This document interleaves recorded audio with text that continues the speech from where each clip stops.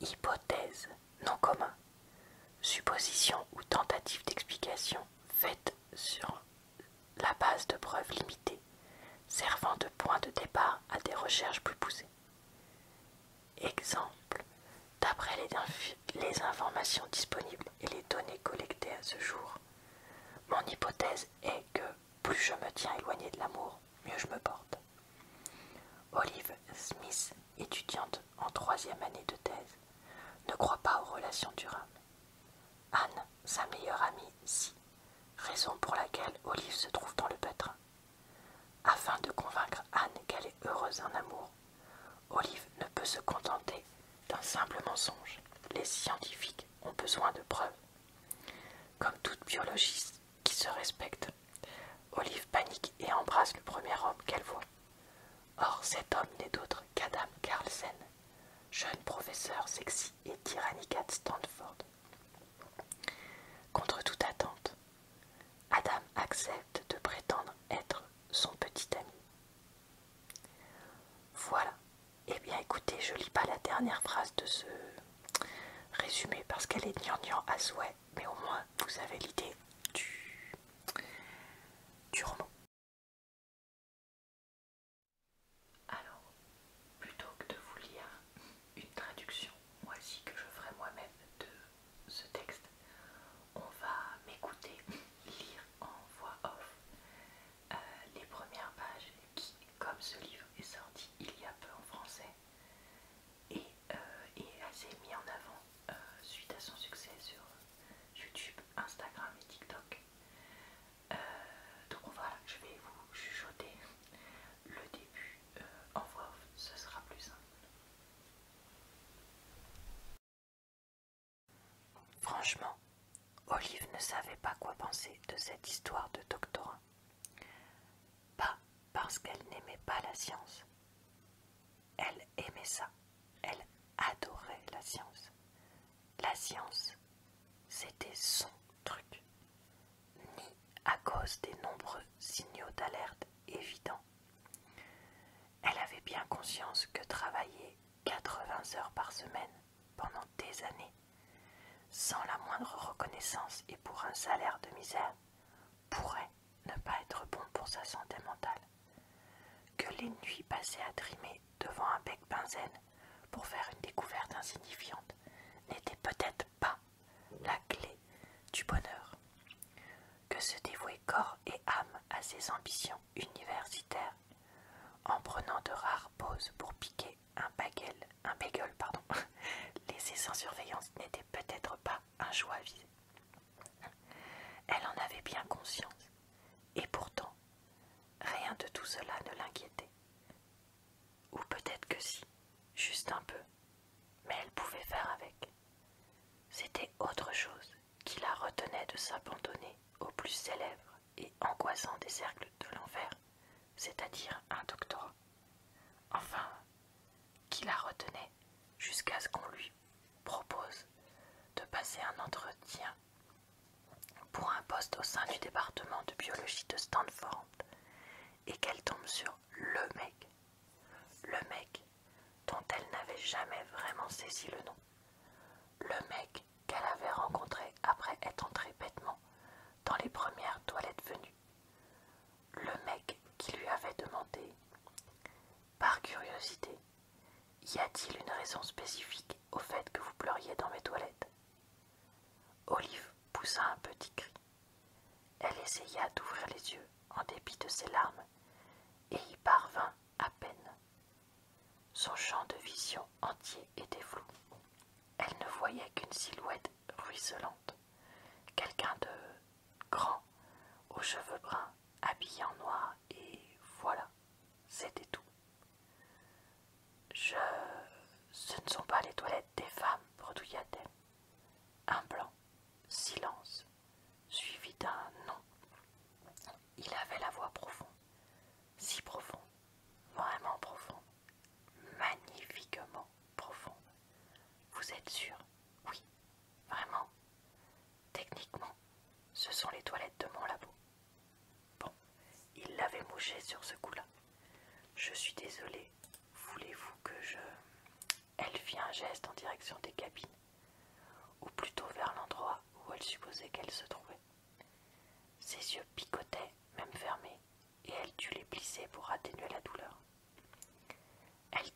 sécher ses joues sur sa manche, mais le tissu bon marché de sa robe était fin, loin d'être aussi absorbant que du vrai coton. Ah, les joies de la précarité. Je veux seulement verser ce réactif chimique dans les canalisations, répondit-il. Mais elle ne l'entendait pas bouger pour autant. Peut-être parce qu'elle lui barrait l'accès au lavabo, ou peut-être parce qu'il prenait Olive pour une dingue et envisageait de lancer la police du campus à ses trousses. Voilà qui mettrait un terme brutal à ses rêves de doctorat. Hein? Nous n'utilisons pas cette pièce comme toilette, seulement pour nous débarrasser des déchets et nettoyer le matériel. Oh, désolé, j'ai pensé lamentablement. Elle avait pensé lamentablement, fidèle à son habitude et à la malédiction qu'elle traînait. Est-ce que ça va? Il devait être vraiment grand. Sa voix semblait venir de 3 mètres au-dessus. Bien sûr, pourquoi cette question? Parce que vous pleurez. Dans mes toilettes. Oh, je ne pleure pas. Enfin, si, mais ce ne sont que des larmes, vous savez. Je ne sais pas. Elle soupira tout en s'adossant au mur carrelé. C'est à cause de mes verres de contact. Ils sont périmés depuis un moment et ils n'étaient déjà pas terribles à la base. Ils m'ont bousillé les yeux, mais... Elle haussa les épaules en espérant faire ce mouvement dans sa direction. Ça prend toujours un moment avant d'aller mieux.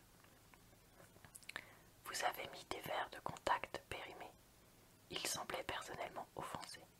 Tout juste périmé. Comment ça, tout juste? Je ne sais pas trop. Quelques années. Quoi? Voilà, je m'arrête ici pour cette lecture. Voilà, alors, pour ce qui est de mon avis, c'est un livre que j'avoue avoir bien aimé. Aussi étonnant que ça puisse paraître, même pour moi, vu qu'il est effectivement assez cliché. Comme vous avez entendu, c'est un roman avec une fausse relation. Donc dans le sens où les deux protagonistes font semblant d'être dans une relation amoureuse, puisque ça les arrange. Ce genre de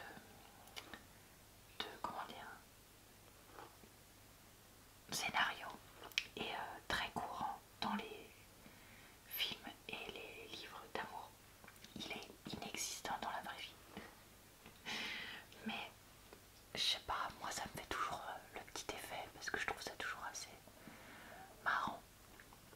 Et on a aussi le côté grognon contre Petit Soleil, dans le sens où lui est ultra grognon, je déteste le monde entier, ou presque, et elle c'est la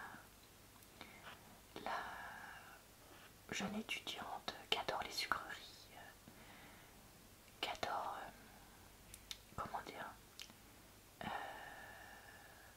qui voit toujours tout positif, etc. Enfin voilà, vous voyez, donc ça c'est deux clichés scénaristiques. Ils disent drop en anglais, mais je sais plus comment ça se traduit en français, donc je suis désolée, je peux plus le dire. Je crois que j'ai regardé trop de vidéos de Booktube en anglais ces derniers temps. Bref, ça c'est des clichés. On aime ou on n'aime pas quoi. Moi personnellement, c'est deux gros clichés des romances qui ne sont pas ceux que je déteste le plus. Donc, personnellement, ça ne me gêne pas de les avoir. Après, je sais qu'il y a certaines personnes, et je comprendrais tout à fait, qui trouvent ces deux clichés grotesques, inintéressants.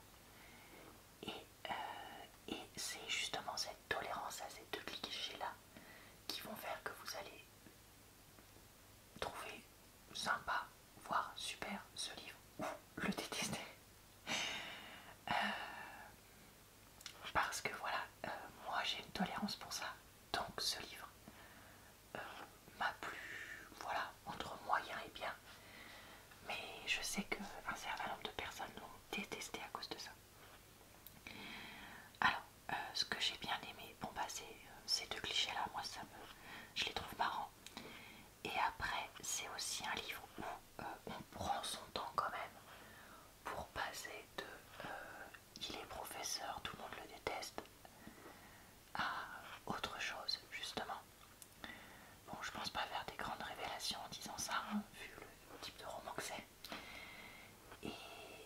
j'ai trouvé ça bien.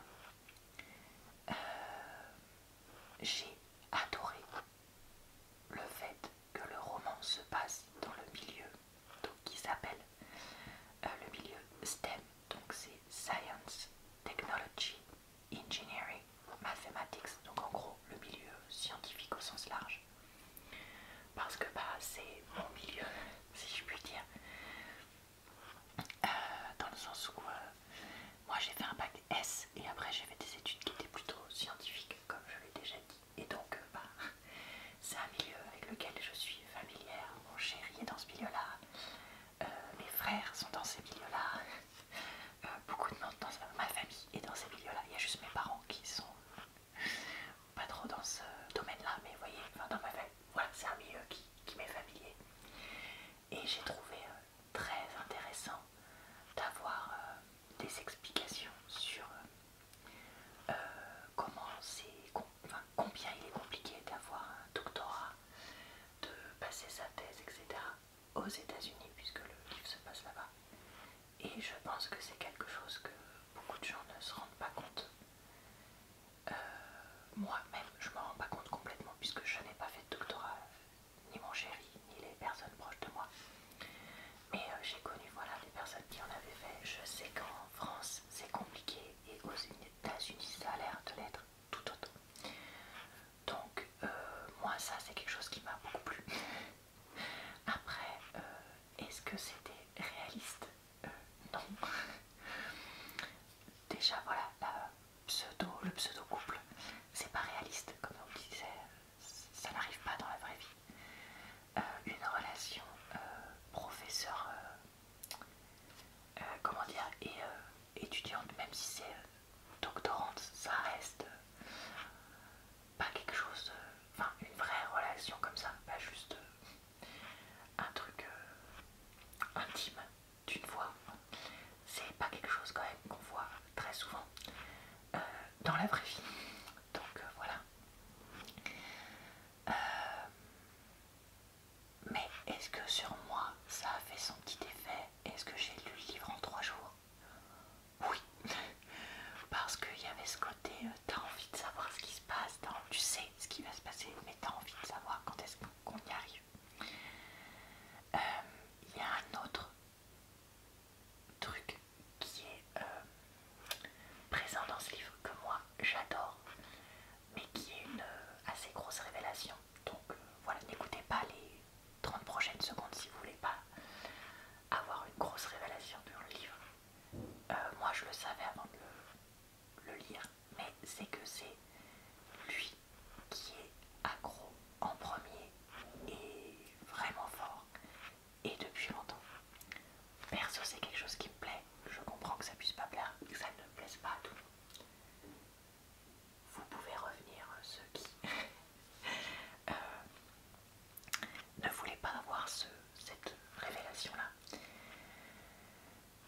Écoutez, moi j'ai bien aimé. Voilà, je vais pas mentir. Est-ce que j'ai relu la scène hyper intime, si vous comprenez ce que je veux dire, parce que je la trouvais hyper touchante et hyper sexy. Non. Ben oui, j'avoue, voilà. Écoutez, on a tous des moments de faiblesse, ou même moi qui dis que d'habitude les scènes olé olé, j'en ai un peu rien à faire, et que normalement ces trucs ultra clichés, c'est pas moi. Bah là, oui, j'avoue. Moi aussi, j'ai succombé. Voilà, bah écoutez, hein, on peut le dire. Que dire d'autre? Je sais qu'elle a écrit d'autres livres, donc je pense que je vais essayer d'en lire au moins un ou deux de plus dans l'année, premièrement. Et deuxièmement, il paraît qu'à la base, c'est une fanfiction dans l'univers Star Wars. Alors je suis désolée, je peux pas vous dire le nom des persos parce que déjà les Star Wars anciens, j'y connais rien, alors les plus récents, encore moins. Mais voilà, et une des critiques que j'avais vues, c'est que justement ça se voyait qu'il y avait un côté fanfiction. moi j'ai beaucoup lu de fanfiction quand j'étais adolescente, surtout dans l'univers Harry Potter d'ailleurs si vous voulez tout savoir. Mais j'ai pas trop trouvé. Après peut-être c'est parce que ça fait trop longtemps que j'en ai pas lu, je ne sais pas, mais bon, apparemment certaines personnes trouvent que ce côté-là est assez ridicule dans l'écriture. Bon, moi c'était pas la meilleure écriture, mais c'était pas la pire non plus. Loin de là, et honnêtement, comme je disais, je l'ai lu en anglais, il y a quand même un certain nombre de mots que j'ai été obligée de chercher si je voulais vraiment comprendre certaines scènes, chose qui m'arrive pas dans certains livres ultra simples en anglais. Donc vous voyez, je pense pas non plus que le vocabulaire soit du lisible.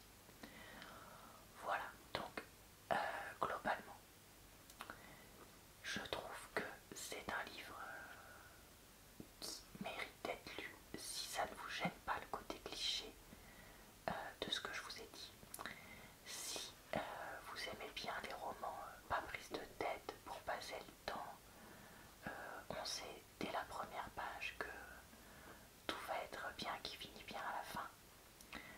Si c'est ça que vous cherchez, ce livret, ou que cherche la personne que vous connaissez à qui vous voulez l'offrir, ce livre est fait pour vous. Sinon, eh bien écoutez, passez votre chemin. Dans tous les cas, j'espère que cette vidéo